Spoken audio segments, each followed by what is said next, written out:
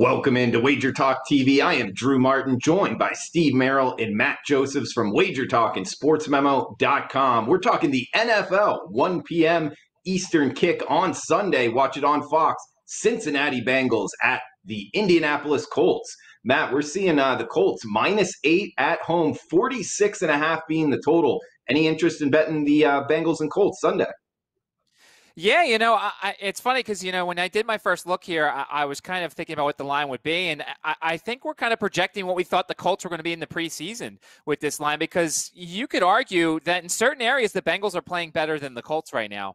You look at Phillip Rivers. He's been a massive disappointment so far, more interceptions than touchdowns. The offense is just not working with him. Jonathan Taylor's not getting enough snaps. And the Colts defense against their first really good opponent on offense kind of struggled a little bit. So to me, look, there's a couple ways this game could go, but I think Cincinnati is learning how to play better. They had stretches against Baltimore where they just didn't look very good, but Baltimore's going to make everybody look foolish at times.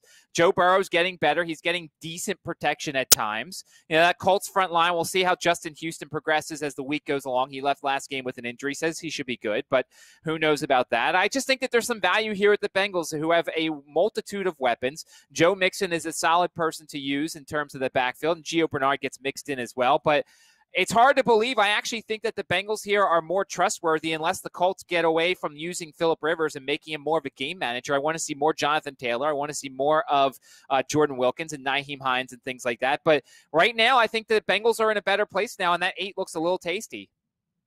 Yes, Steve, I kind of agree with mid-major Matt here. I mean, laying more than a touchdown with Phillip Rivers off of that last performance, I'm not really interested in that, but interested in your opinion on this one, Steve.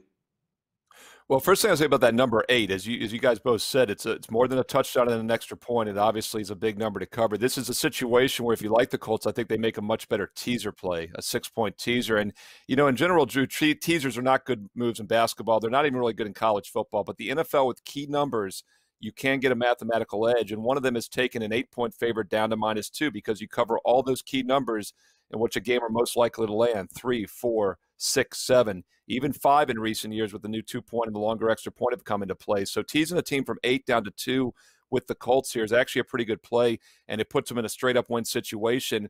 And I know everyone's written Phillip Rivers off. I know everyone's in love with Joe Burrow. And by the way, I do like Burrow. I think he's going to be a good quarterback in this league, but he's got absolutely no help on that offensive line right now. We talked about it last week, what a mismatch against Baltimore on both sides of the line was. They lost 27-3.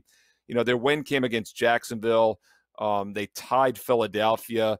They came back, had a high-scoring shootout with Cleveland, but they haven't really played great teams. The question is, are the Colts still a good team? They were last year, very up and down this year. They did start 3-1. They lost that game to Cleveland last week, but Cleveland's had a nice season so far. Indianapolis did lose to Jacksonville in week 1, so they have been very up and down, a bipolar team. But look at the passing numbers on the season. Everyone's talking about Burrow's a future. Rivers is washed up. Colts are averaging 70% completion, 7.7 yards per pass, 8.7 yards per pass at home this year.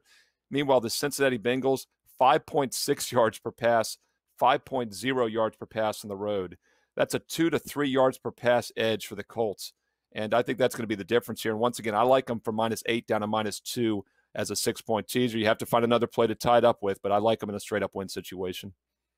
All right, teasing it from 8 to 2. Nice stats there, Steve. Follow him on Twitter at Steve Merrill. That's 2 R's and 1 L. Also, Mid-Major Matt on Twitter at Mid-Major Matt. Check them both out, WagerTalk and SportsMemo.com. And remember that coupon code at the bottom, guys, SM25. Good for any service 3 days or longer at both websites. $25 off. You can double dip and use it for both handicappers, both Steve and Mid-Major Matt. SM25. WagerTalk TV.